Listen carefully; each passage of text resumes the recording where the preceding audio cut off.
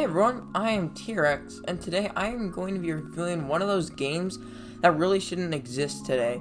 The fact that Respawn Entertainment was able to make Jedi Fallen Order is nothing less than a miracle. The fact that EA was able to let them make a single-player Star Wars game is truly awesome. Then the trailer came out, and I remember thinking, this didn't look too good. It looked kind of bad. It was kind of weird. Luckily for me, though, I was pretty wrong. So let me just start talking about this game and see if Jedi Fallen Order is actually worth playing. So since this is a story-driven Star Wars game, the first thing I'm naturally going to talk about is the story. And it is about a character recruiting our protagonist, Cal Kestis, to help her rebuild the Jedi Order after Order 66. This episode happens in between Episode 3, Revenge of the Sith, and Episode 4, A New Hope in the Star Wars franchise, and this time period has always been an interesting time to me. It's this time of uncertainty in this galaxy, and I know I'm sounding like a big nerd right now, but I think it's really interesting as we see the fall of the Republic and we're starting to see the rise of this empire as we see in Cal's eyes, even in the first mission of the game. Now, as I said, the story is about Cal Kestis being recruited to help rebuild the Jedi Order,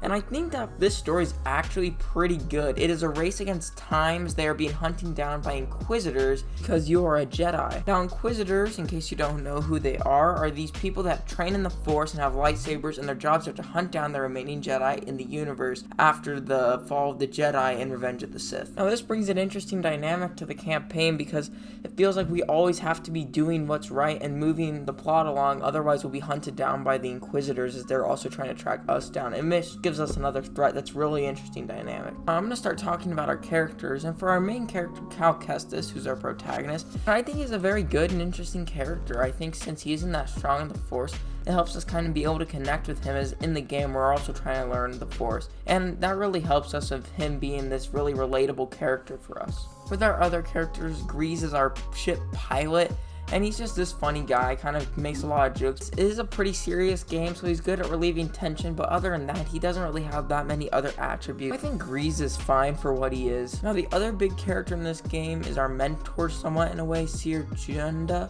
Hope I said that right, but she's not as interesting as she could have been. Give her this really interesting twist, but it's already around 2/3 of the way through the game. No doubt it makes her character more interesting, but it feels like too little too late when it comes to developing her character. I just wish this would have been a more discussed topic, because they don't really go into her character that much either. It's just that one thing.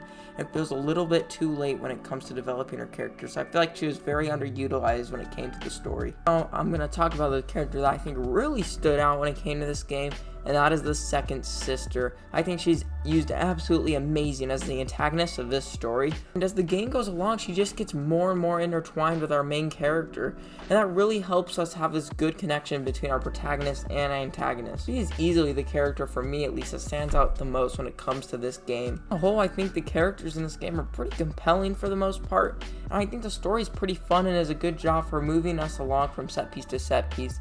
I think that these characters really do help out this story. The only real problem I had with the story was the last 5 minutes of the story. I don't think they absolutely stuck the landing when it came to that. I don't think the ending completely ruined the entire story. I thought it was just not the way I would have wanted the story to end, but it's fine. I think it didn't really hurt the overall story, though. Next thing I'm going to talk about is the maps, and they are absolutely fantastic.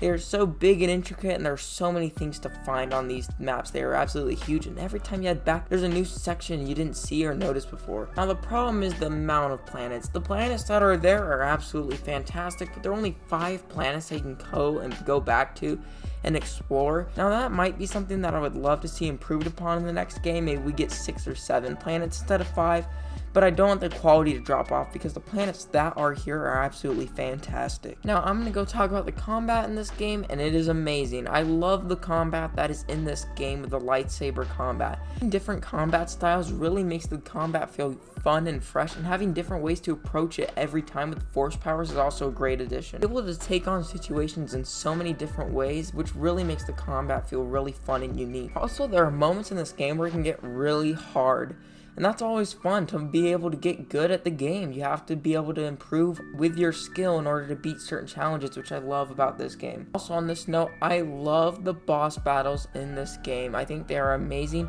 and they feel like something that you would actually see in a Star Wars duel in a movie. It's so fun using your force powers and the boss using their force powers, and the blocking and parrying system with you attacking at their lightsabers. It really makes it feel like an actual Star Wars duel, and it is a lot better than the lightsaber fighting in Battlefront 2 where it felt stiff and always a bit off. This fighting style is so fun and feels like you're actually having a duel with someone in this Star Wars universe. Now I'm going to talk about the progression in this game, which feels pretty linear, which by that I mean the longer you play, the more you get upgraded in a pretty linear fashion. So you play the story and you're leveling up and gaining powers along with you playing the story. And I think you upgraded at a nice rate. It's just kind of unfortunate that you have to be playing the game in that story to really be getting those upgrade points, because if you're just fighting normal people, I don't think you're getting upgrade points as effectively as you could. This is fine in your first playthrough of the game because it feels very fun and you're upgrading a lot, but this leads to my really one big issue with the game, the lack of replayability. When you finish the game, you have all your powers and cosmetics and it feels like there's nothing really to do, which is a shame because it feels like now that I have everything, I should be able to take on new things and there's another other game to play. But there really isn't. There is a New Game Plus mode, in case you don't know what that is. That's where you start the game over, but with all of your cosmetics.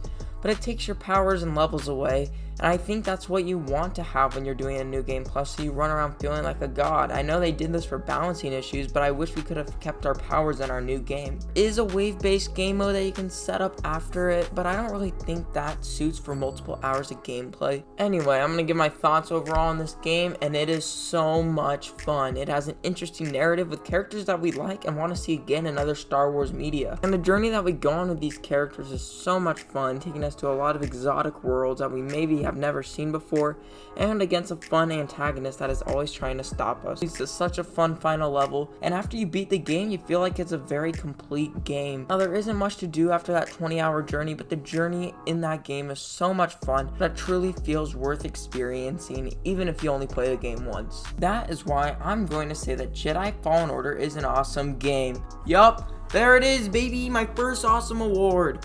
Now that ranking doesn't mean the game is perfect. It's my highest ranking because I just had so much fun with it, and it's a game that I truly love and want other people to play. Anyway, if you enjoyed this video, you can like it, and if you want to stick around, you can subscribe, and you have any criticism, please leave it in the comments. I'm open to criticism because I want to get better at doing this YouTube thing. Anyway, right now it's around Christmas time, so I probably won't be posting again until next Monday.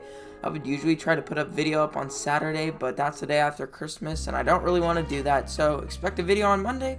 Anyway, next time on the I Am T-Rex channel, I will be reviewing Season 1 and 2 of The Mandalorian, my first TV show review. Hopefully that thing does well, but anyways, I'll see you then. Bye.